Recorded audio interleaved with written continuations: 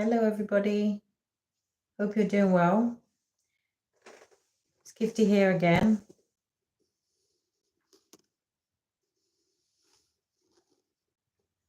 Thank you for joining the live.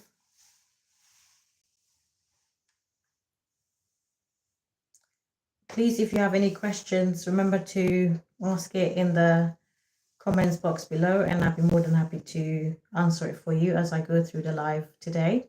So today's live, I'm going to be talking to you about what to expect once you are admitted into your delivery suite or wherever you're planning to have your baby, whether it's at home, you're going into a birth center, you're going into a delivery suite such as the labor ward, what you're going to be expecting when you get there.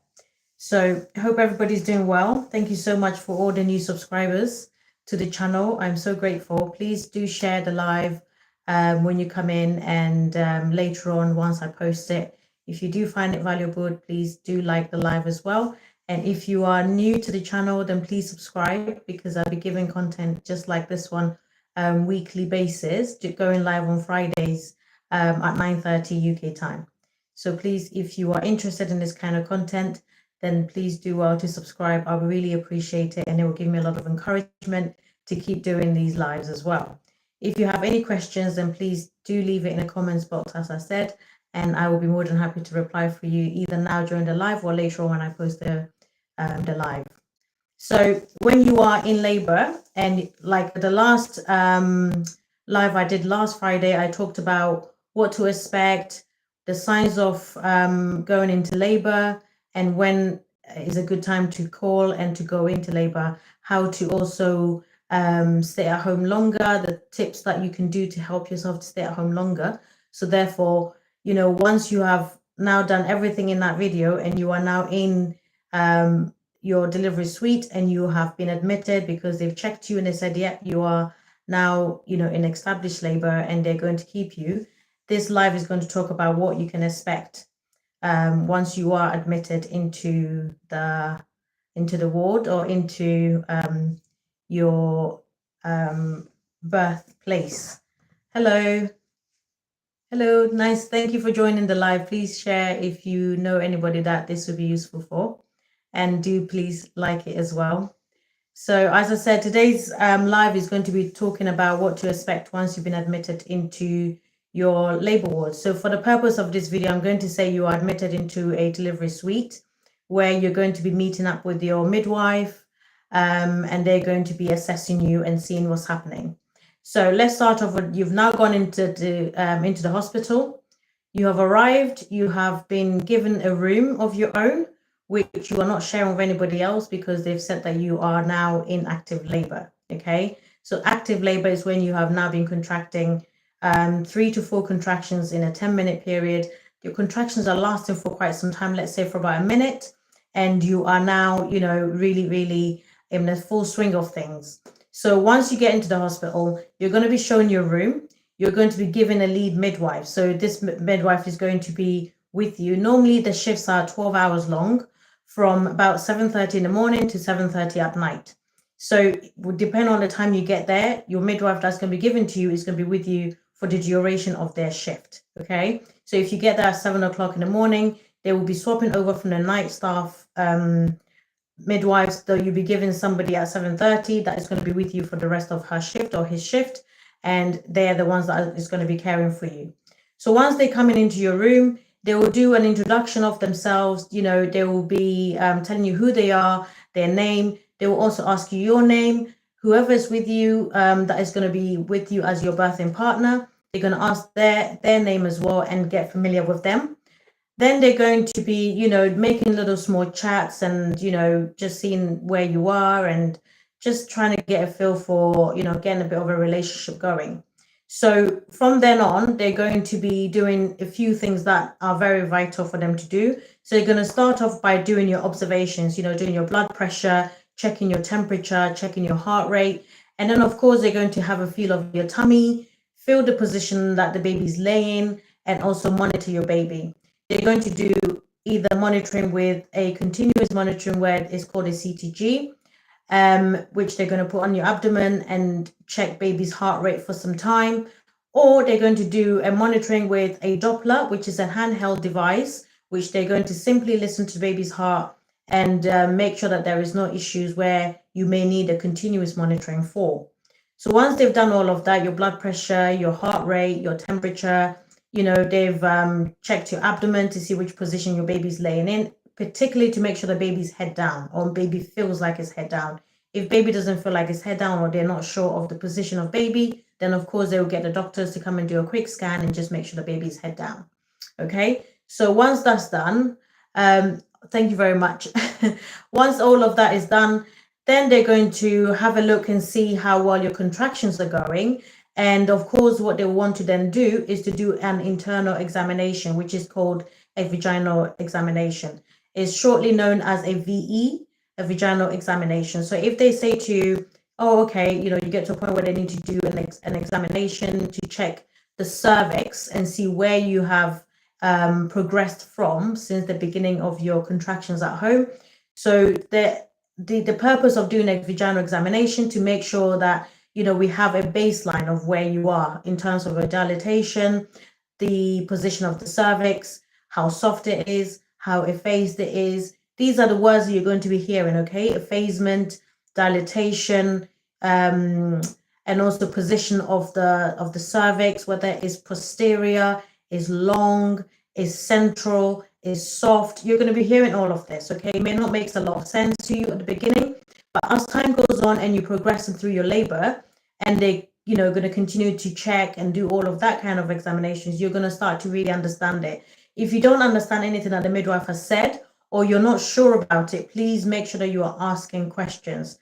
They are more than happy to ask you and explain things to you to a point where you do understand and you are feeling really, really empowered and you're not feeling like, things are going over your head or you're not sure what's happening. So always make sure that you are asking questions if you're not sure about something.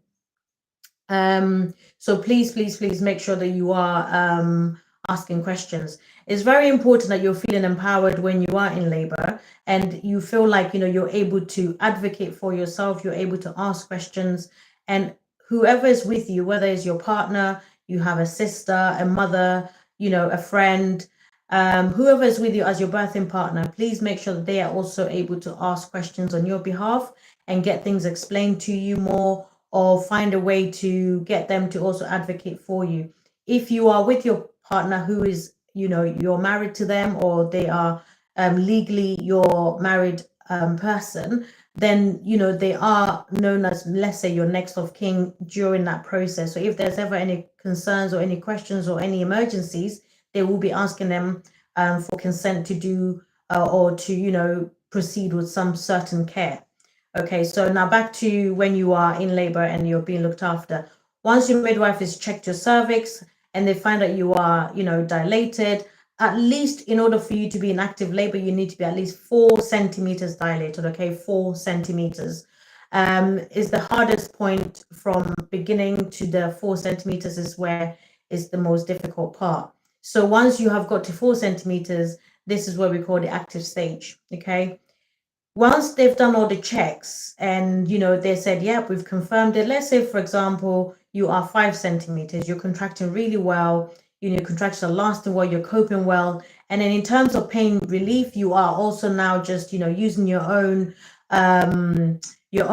breathing techniques, your relaxations. You are using, whether maybe you're listening to some audio, you are doing maybe hypnobirthing, you are doing everything all on your own. You haven't used any, in terms of painkillers, you haven't done anything yet with the hospital. So you may have taken some paracetamol at home. That is all out away from the hospital. So in terms of you being in hospital, you haven't had any gas and air or anything like that. Your midwife is then going to go into details about your birth plan, if you've made one. If you haven't made one, they're going to ask you a few questions in between your contractions, okay? So when you're having a contraction, of course, they're not going to ask you any question. But once you've had your contractions have died down or is going, they're going to be asking you short, quick questions just to see where you are at if you haven't made a birth plan. So in the last video, I did say to make a birth plan. It's very, very important that you try and make a birth plan. It doesn't have to be very complicated. It can be just a short template of, you just put in bullet points of what you expect to do, whether you're going to be doing mobilization, you would like to do epidural, you would like to have gas and air, you are doing some form of hypnobirthing, those are the things that you might want to put into your birth plan, just so that the midwife looking after you can try and give you as much of a personalized care as possible. Okay, so please do try and make a birth plan. So once they've gone through your birth plan with you, they're then going to give you the options of what you've put in your birth plan. So for example, if you said you would like to use gas and air for your pain relief, they're then going to ask you, okay, do you want to start using the gas and air? They're going to teach you how to use the gas and air, how well to breathe it for the most effective way of getting through your contractions. Okay, so they're going to tell you about gas and air. They're going to get you the equipment. They're going to plug it all in and show you exactly how to use it. So you start to use it during your contractions. They'll be telling you if there's any way of doing it better or not, and also they'll be telling you about mobilization, how well to keep going, and get your body to do all the work and try to stay in control. Once you are getting on and doing really well, as you carry on going and going, your contractions are going to become more and more stronger in the tone of what you're feeling. So if you're still getting your 3 to 4 contractions in every 10 minutes, they're going to start to be very, very strong. Okay, you're going to feel it quite tough. You're going to feel more in the back, more at the front of your bump, or underneath the belly, or all over, or nothing in the back at all. Everybody's different. So however you're feeling at home, it's going to be much more intensified. Now, whilst they're doing your vaginal examination, they're also going to be checking and asking you if your waters are broken. So for example, if your waters haven't broken, they're not going to do anything about that. It's absolutely fine that you're in labor without your waters being broken. Your waters will break on its own in most cases. Okay, so majority of the case, your water will break at some point by itself. If at some point you've gone all the way through your contractions and you haven't broken your waters, of course, the baby will be able to be born without your waters being broken, but they will be more likely to say that they're going to break your waters by the midwife, and so that your baby can be delivered. So as you're progressing and getting on and on and on, you may then want to do something else in terms of your pain relief. You may feel like it's now very strong. You've been checked, and let's say you're now at about 7 centimeters dilated. You are going to be encouraged to keep on drinking water. You're going to be asked to just sip the water rather than drinking, cups and cups. So sipping water, the midwife is going to be encouraging you to carry on trying to use the toilet at least every 2 to 3 hours. And always they're going to be documenting everything that's happening in your room. So the midwife will be really, really knowledgeable about when was the last time you passed urine, how much it was, because you're going to tell them, oh, it was a good amount, or it wasn't a good amount, or I couldn't do it, So they're going to be keeping a good record of what you're doing in terms of keeping your bladder works really in good check. So once you're now contracting really well, you're passing urine, you're doing all of that stuff. If you are the person that would like to use, let's say, an epidural, they will discuss it with you because it may be in your birth plan. They may get you the anaesthetist to come and talk to you about, the risks and the side effects associated with epidurals, and get you to at least think about it, or maybe sign a consent form for them to be able to do your epidural for you. If you are going to have an epidural, you will be given all the information so that you'll be able to know that, yes, I do want it, after hearing the side effects and hearing the risks as well associated with epidural. Because it's an intervention, there's always a risk and side effects associated with any intervention at all, in any medical intervention. So of course, they're going to discuss that with you. Once you've gone through all of that and you are happy to have the epidural, your midwife will be the one that will get you into position to get all the trolleys that they need for the anaesthetist in the room. The anaesthetist will come in with their own assistant to assist them in getting the epidural sited. And then they're going to get your midwife to help you to get into position. Normally it's the position where you have a pillow right in front of your bump and your arms are going to be draped over it, and you're going to just squeeze your back up. Okay, you're going to push your back and open up the spinal space that the epidural needs to go in. So if you think like you're going to arch your back like let's say like a banana shape, or like a prawn, where the back is completely arched, so that all the vertebrae is going to be open and in order for the anesthetist to find the right space to put your epidural. So the midwife is going to be there checking for you and making sure that you are okay, you're in a good position. Of course, you're contracting, and everything is okay as well. Now, when it comes to your baby's monitoring, I forgot to mention that your baby's going to be monitored very closely. So if you are low risk in labor, there's nothing going on with you at all and nothing is happening with baby. So therefore you are called, or you're known as a low risk pregnant women in labor. You are going to be monitored with a device that is just a handheld device, possibly something you have seen during your antenatal period, where the midwives use to monitor the baby's heart. You're going to be getting your baby's heart monitored every 15 minutes, okay? The midwife will be doing the timings and she'll come to you wherever you are in the room, whether you're in the pool, whether you're walking about, whether you're in the toilet. They will always come to you every 15 minutes on the dot to try and listen to baby's heart rate. And we're just making sure that baby's happy in there, okay? So this is very normal. If the midwife keeps coming to you and saying, can I just listen to the baby's heart? Can I just listen to the baby's heart? We need to listen to the baby's heart. Okay, just have a seat. Let me listen to the baby's heart. You're going to be hearing this a lot, okay? Because if you're in labor for, let's say, 7 hours, we have to listen to this baby's heart every 15 minutes, whilst you haven't reached the stage where you're going to be going to your pushing stage. So this is very normal. So whilst they're doing the epidural, the midwife is going to tell you to arch your back. They're going to be helping you probably by holding your shoulders down with you and helping you to stay calm and just getting you to stay as still as possible. It's very difficult sometimes to stay still when you're having a contraction and your back is really arched, but it's very important that you do stay still. If you feel like you cannot stay still, then please be vocal and tell the midwife with you or the anaesthetist saying that you can't stay still, you need to move, so that they can make sure that they're not doing anything that is going to get anything effect from your movements. So always, always, always try and stay as still as possible for your epidural insertion. Okay, the epidural is then inserted into the back, is put through by a tiny, very, very tiny strip of a tube, which goes in the back and it stays in the epidural space. And through that, you're going to be getting your epidural administered through the tubing to get to the right space to carry on giving you the comfortability and to help with your pain, and of course to minimize the pain as much as possible. Once the epidural is sighted, you'll be back into bed. They will have to monitor your baby's heart rate and of course also monitor your blood pressure, because a part of the drug in epidural is that it can lower your blood pressure, which is very normal. We can always, deal with that.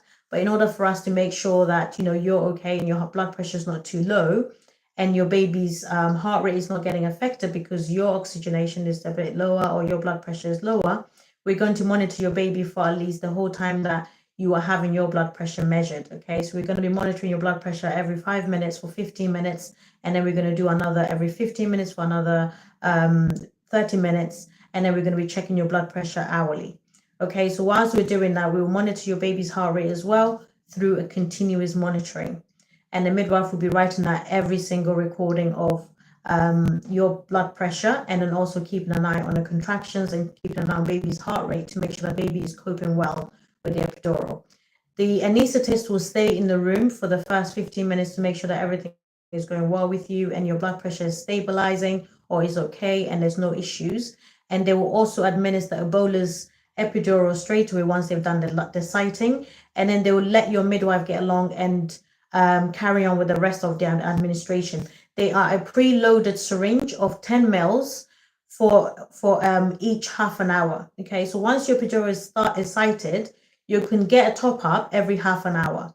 Now, every time we do a top up, we have to again monitor the baby continuously and monitor your blood pressure and to make sure that you're stabilized before we can stop doing that and get you to walk around again. Okay, now epidurals are mobile epidurals, they're called, but the more you are continuously getting more and more top ups, you are going to start, losing the mobility in your legs. So you are not going to be able to get up as regularly as you would like to go and, let's say, to pass urine, to walk around, to mobilize and do all of that good stuff. So it's very important that once you are starting to not feel your legs as much, that the midwives do one thing, which is very, very, very important. So once you start to feel like your epidural is working really well, you may not have any more pains when the contractions come, but your body is still dilating, your baby's doing well, you're doing fine, everything is well, but you can no longer mobilize, okay? So meaning you can no longer take yourself to the bathroom to go and pass urine. At the same time, we're still going to be telling you to sip water. So it's very important that your bladder does not, get full and not get emptied. So what's important is that the midwife is going to place and insert inside your bladder a catheter that's going to be staying in there. It's called an indwelling catheter. Okay. In the last video, I said if you went into hospital and you hadn't been passing urine, you need to let the midwife know so they can do an in and out catheter, which means that they put it in, they drain your bladder, and then they take it out. It doesn't stay in. Now, when you are in labor and you've had an epidural and you can no longer mobilize, what we're going to insert is called an indwelling catheter. So that stays in, and it stays in all the way until when you're just about to deliver the baby. Then we would take that out and get you to push your baby out. Because it's very important, like I said in the last live, that your bladder is not full and therefore obstructing baby's way out, baby's head, and baby's head getting into the right position for birth. So a catheter is really important that you are having one to carry on emptying your bladder as you are sipping water throughout your contractions, okay? So we're going to carry on doing this. Your midwife is going to be with you the whole time. She may have to leave for her lunch, which in that case, if she was to leave you, then somebody else will come to replace her for the duration that she's away for her lunch, okay? So you're never going to be left alone. And she's always going to be there to monitor you and your baby throughout your whole labor. Once you get to a point where, you are told the great news of being fully dilated, we are going to be checking and we're saying, okay, great, you're 10 centimeters dilated. However, it may not be just that you're 10 centimeters dilated and therefore it's time to push. It may not be time to push, especially, for example, if it's your first baby. Sometimes you may get to 10 centimeters, but your baby's head is still really high up in the pelvis. So in the birth canal, sorry, not the pelvis. So if your baby's head is really, really high up, there is no point getting you to push because it's going to be a lot of work for you to keep pushing. So what we would like to do is we will wait for at least 1 hour for your body to do all the hard work of getting the baby to be pushed down with the contractions by itself until baby's head is low enough for you to have, the most shortest time pushing. Now, as a first time mom going to push a baby, it can take you up to 2 hours to push this baby out, okay? It's not very straightforward. It takes a long time to get the knack of pushing. It's something that you have to get used to doing. It doesn't just happen straight away, although you are pushing. It does take time for you to know exactly how to push and to also push in the right direction. So therefore, pushing, getting a baby out can take up to 2 hours, okay? But it's not impossible for you to push your baby out in half an hour, even if it's your first baby. Depending on how effective you are pushing, will determine how quick the baby comes out. And also it depends how well baby's head is low before you start pushing. It's also going to, shorten the length of your pushing stage. So once you get to fully dilated, depending on where the baby's head is, the midwife can then say, okay, you're fully, but let's wait until the baby's head descends a little bit more down the birth canal before we get you to start pushing, okay? Because we don't want you to get tired pushing. We don't want the baby to get tired pushing. So we'll wait for that 1 hour. During that 1 hour, we will continue to top you up with an epidural, but we're going to start to really space them out a little bit just so that you can have a feel of when your body is telling you to push, because it's very difficult to push when you don't have any sensation at all of your body saying push. So if you haven't had an epidural, you will know exactly when to push because your body is going to be telling you to push. You're going to have a sensation of feeling like pushing. It's really hard of an urge to even resist, okay? So because you've had an epidural, it will be, very difficult for you to know that, yeah, you need to push. You may have a sensation, but it's not going to be the full effect of your body's, sensation to push. So once you are 10 centimeters and we're waiting for you to wait for the baby's head to descend some more, we're going to start to reduce the amount of top up of epidural you're getting just so that it can wear off a little bit and you can have a feel for it. So please, at this point, don't be too hard on your midwife if she's saying to you, let's not do another top up. Let's just wait for you to have a contraction a little bit. Wait for the, epidural to wear off, or we want the epidural to wear off. Please don't be hard on her because it's very, very important that you can have a sense of feel to push, okay? It will help you to push better. It will help you to feel like you're pushing right in the right area, okay? Because pushing, You will start off by pushing a lot of it in your face. When you push, your cheeks will blow out, you're going to make noise, and you're going to feel like your eyes are going to pop out of your head. Okay, if you're pushing really effectively in your face. Where we want you to push is really down your bottom, like as though you've been constipated for the whole month and you're going to try and do the biggest stool of your life. Excuse me to say, but that's how it feels like. It feels like you're going to do the biggest number 2 of your life and your life depends on it. But when you start off, you're going to push more in your face, then you're going to push down into your stomach, where you push and your abdomen pushes out because you're pushing into your stomach. And then you're going to start to push down where it matters, okay? And your midwife will be able to feel when you're pushing in the right place. We can see it in your face. We can see that you're pushing in the face or in your tummy or down below. And of course, we can also feel down below that you're pushing down there. So your midwife will encourage you to push down into your bottom, which is absolutely fine, okay? One thing that I do have to mention is that a lot of women will be obsessed with not wanting to do a number 2 when you get to that stage, okay? Now, please, please, please take it from me as a midwife that we really do not mind at all if you do a number 2. We are actually very, very happy if we do see that you're doing a number 2, because it means that you are pushing in the right area. Okay, now your bowels and the birth canal is going to be like this. They're going to be so close together that if there is anything at all in your bowels, it will come out. We are very good at cleaning it up discreetly. It's nothing to do at all, nothing to worry about. And it is a good thing, okay? It's a very good thing if you are pushing and you start to pass a little bit of stools. It's absolutely fine. Now, the good thing is that naturally your body will empty itself out before you go into labor. So most of the time there will be nothing. But if there is anything, please don't put it in your head that you're scared to push, or you're worried, or you're feeling embarrassed within yourself to push because you're worried you're going to pass some stools. It's absolutely fine, okay? It's a really good thing if you do pass, because we know that, yes, you're pushing in the right area. So once you start to push, the midwife is going to teach you how to push beforehand, and you just have to listen to her, okay? Make sure that you're listening when she's saying push and when she says take a rest. Don't push anymore, or to say when she's saying, yep, that's fine.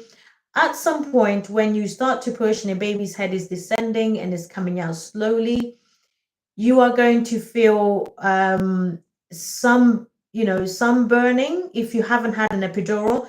This is where it's called a ring of fire, when the head of the baby's crown is. So, for example, if this is a vagina out here and baby's head is coming through, once the baby's head is now level with the entrance of the vagina, so this is baby's head and this is your entrance of the vagina. Once the baby's head is here, you're going to feel a burn all around the vagina wall here and down at the bottom as well, okay? So once baby's head is here, you're going to feel a real big burn, and that's called the ring of fire, okay? If you've had an epidural, you're not going to feel this as much because you would have been really, really well numbed from the epidural. So if you're not feeling it, that's absolutely fine. The midwife will see it and she will be telling you not to push anymore, okay? At this point, your contractions will push the baby out by itself. So we don't need a lot of effort from you, because if you push too hard with the effort of the contraction as well, this is where you can tear your vaginal, you can have a tear during your labor. So whilst baby's head is here, just wait and we will be telling you to blow, okay? When we say blow, we want you to actually blow from your mouth, like you're blowing, okay? You're not like doing anything. You're not pushing, although the urge might be there. If you haven't had an epidural, we want you to blow, and you're just going to, or they're going to tell you to pant. And when they say pant, like when a dog is lying down and panting, like, of course, we don't need to stick your tongue out and pant like a dog, but we will say pant. So we're just going to want you to just do something like this. Okay? So you're either blowing or you're panting, and that's it. And as the contractions are coming, you're going to be seeing the baby's head coming out. Okay, once the baby's head is out, this is the hardest part to do. Once your baby's head is out, the rest of it is very easy. So you don't need to do anything. Your contractions at this point would have stopped, and we're going to wait for a rotation of baby's head. So baby's head will be facing outwards when baby comes out, but baby's going to rotate to the side. So now baby's shoulder is at the top of the vagina, and baby's now looking sideways rather than down, okay? So when this rotation happens, baby's shoulder is going to pass here is going to come out as you push the next contraction. So the midwife is going to put a hand in through here and help baby's shoulder to come out. Okay, and we're going to hold baby and bring baby out and up towards you. Okay, so once the baby's head is out, we will say the baby's head is out, and we're going to write down the time of when the baby's head was out, because we don't want the baby's head to be out and body to be in for too long. So once the next contraction comes, we're going to tell you to push, and this will be one big push, and the baby's whole body will be out, and we'll put baby onto your chest. Okay. Once you get to the point where you are pushing, your baby's monitoring is going to be every 5 minutes. So remember, in the beginning, we're going to be doing 15-minute monitoring of your baby's heart with a Doppler. At this point, when we start to push, your baby's heart is going to be monitored every 5 minutes by your midwife until baby is completely out and delivered. And we say congratulations. We will note down the time that the baby was born, and then we're then going to get to the third stage of your labor, which is delivering the placenta. Okay, so it's not over yet until the placenta is out and we know everything is okay, and that the placenta is also checked that there's nothing left inside. So once your baby's out, we'll put baby onto your chest. The midwife will be rubbing the baby and drying the baby off. Baby will at this point start crying, and you're going to be holding onto your baby. Remember, the baby is still attached to the cord inside your womb. So depending on how long the cord is, we don't want you to quickly drag the baby up to your chest or get closer to the top of you if the cord is not very long. So the midwife will be assessing to make sure the cord is long enough to get baby right up to your, just below your neck, or below your chin, to make sure that the baby is not too far away from the umbilical placenta inside the womb. And then we're going to wait for the cord to stop pulsating. And then we're going to clamp and cut the cord. Now, who can cut the cord? You can cut the cord. Your partner can cut the cord. If somebody else is with you who isn't your partner, if you want them to cut the cord, the midwife would have known this from your birth plan, or they would have asked you beforehand who is going to cut the cord. Now, once you know who's going to cut the cord, the midwife will guide them in cutting the baby's cord. And then once baby's cord is cut, baby then can be completely with you, and we will cover the baby with a warm towel, and you're going to be, seeing your baby, your partner maybe beside you, looking at the baby will be crying. It's a really, really emotional time. You're going to be so emotional. A lot of people will be crying.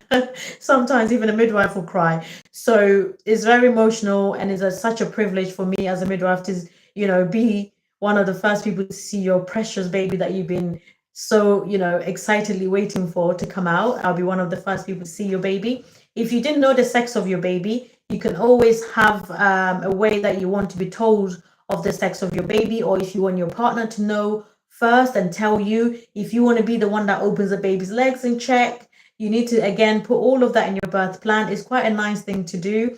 Nowadays, a lot of people know the sex already. So when, as a midwife, you come in and we don't know what the sex of the baby is, we're all really excited to know as well. So if you have a special way, or you have some form of, your own way that you want to be told what the sex of the baby is, then do let your midwife know this, okay? And then they're going to wait for your placenta to be delivered. Once the baby's out, the cord is waited for to stop pulsating. We've clamped, we've cut the cord. They're going to obviously ask you as well beforehand what kind of third stage you would like, whether you like a medicated one, or if you just want a physiological one, meaning do you want to be given an injection to help the placenta to be delivered, or do you want your own body to do it itself? Now, as I'm talking like you are on the delivery suite, in most of the cases in delivery suite, you'll be having an active third stage, which is where they give you the injection to help your uterus to contract and to expel the placenta down the birth canal. And then the midwife is going to do what we call a controlled contraction, which is where we hold the uterus back on you, and we are going to help to get the placenta out. At some point, we will tell you to just cough to get a little bit of the rest of the membrane out so that there's nothing left behind. Once the placenta is out, the midwife will put it to one side. She's then going to check the vaginal passage to make sure that there is no tears, or if there is a tear, that what kind of a tear you've got, whether it's a 1st degree, a 2nd degree, a 3rd degree, even a 4th degree, which is quite traumatic. So if you were bleeding a lot, After the baby is out, the placenta is delivered and you're still bleeding, she's going to be checking to make sure that she can find out the source of the bleeding and how to stop it as quickly as possible. Okay, so let's say that everything is going smoothly. Maybe you haven't had any tears, or maybe you've had a first or second degree tear. The most common tears for first time mom is a second degree tear. Okay, but this is easily sutured by the midwife during the delivery, and they will use a local anesthetic to inject into the vaginal area, and then they will suture it pretty quickly after the delivery. At this point, you will still be bonding with your baby. Your partner is looking at you with your baby. You might be taking some pictures with your baby or just looking at your baby, and that's absolutely fine. Midwife will get on and do the stitching and then clean up and get everything cleaned from your room. And then we're going to get on with the next stage, which is trying to get your baby to latch and feed as well. At this point, in somewhere around there, we're going to also want to weigh the baby. We're going to ask you about vitamin K. Please make sure that you've done all your research and you know about all of these things that I'm saying. So vitamin K is an injection that we can give to babies to help with their clotting in their body. So if there was ever any emergency where babies had any internal bleeding, this vitamin K is going to help the baby to have a better prognosis. Okay, so it's given in two ways. We can either give it via injection, which is a one-off, or we can give it orally, which is given 3 times. So orally is done the first day that your baby is born. We will give it by a syringe into baby's mouth. The second dose will be given at day 7, either by yourself or if you were seeing a community midwives, they can help to administer for baby. And the third dose is given to your baby by you at 1 month old. But if you were to do the injection, then that will be only done once, and that will be at the birth. Okay, so once baby is getting weighed, this is when a midwife will go ahead and do the vitamin K injection. So do know what that is, research it, and also then decide which form of method you would like baby to be given the vitamin K. And then we will say congratulations. We'll get you, the midwife will help you with breastfeeding, and all of the loveliness will follow suit. Okay, and then we'll move on to giving you some, a toast and a cup of tea or a cup of coffee, whichever your preferences are, and get you to just bond with your baby. And then, of course, your partner will be on the phone calling everybody that the baby's here, and if it was a boy or a girl, if nobody knew, and all that good stuff. So this is what to expect when you go into labor and you get admitted to the ward. Finally, you'll be glad to normally get there and be told that, yes, we're going to keep you. This is the things you're going to be expecting. Of course, this is all just in a form of everything going smoothly and everything being normal and low risk. Each birth is individual and nothing is ever the same. Okay, no 2 births are the same. So if you have any questions after watching this video that you would like for me to answer, please leave in a comments box. If it's triggered any questions in you that you want to speak to your healthcare professional about it, then by all means, please do get everything clarified, get things answered for your particular needs and not just in general. Okay. So what I'm going to leave you with is that I always say that your baby's movements are always number one. So if ever you're worried about your baby's movements, you need to contact your healthcare providers and get seen and baby to be monitored. Okay. So if you are pregnant, then congratulations for the birth or upcoming birth. If you are, expecting to, or planning to have a baby, then hopefully this is a little insight for the future to come. And if you haven't subscribed, please do subscribe to the channel. If you like this content, please like this live before I go off air. Press the like button and also share the video once I've posted it. And I'll see you again next Friday with a new live. If you have any, suggestions of what you want me to do, or if you are anticipating something that you want me to talk about, then please do put it in the comments box as well below, and I'll be more than happy to cover that for you. Thank you so much for joining the live today, and I hope to see you again in the next one next week Friday at 9:30 UK time. Okay, have a lovely evening and a lovely weekend, and I'll see you next week. Take care. Bye.